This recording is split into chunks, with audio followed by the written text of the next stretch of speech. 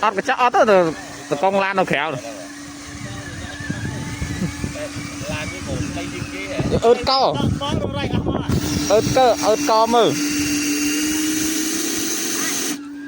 ốc nguyên tao vô làm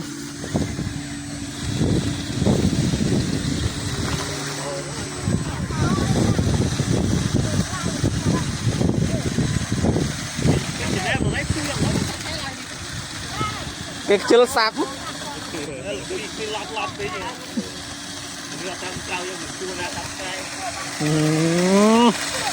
mình nè trầm trâu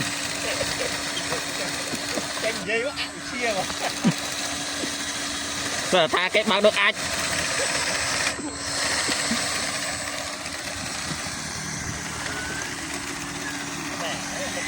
nè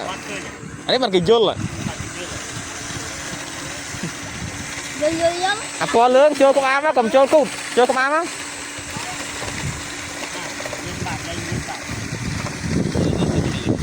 ơi tầm xa ban mặt đồ mở gió á gió ấm á ho gió ấm á lia lia lia à mong tích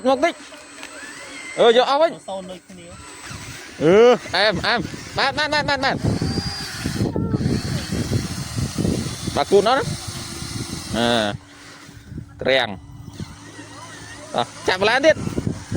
còn chờ nào chứ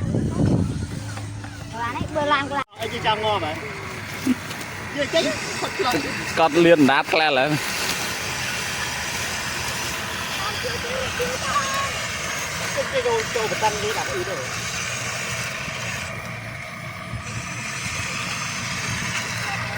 chắc khơi tận đáy khơi luôn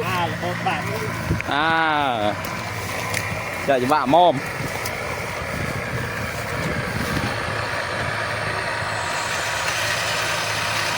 Châu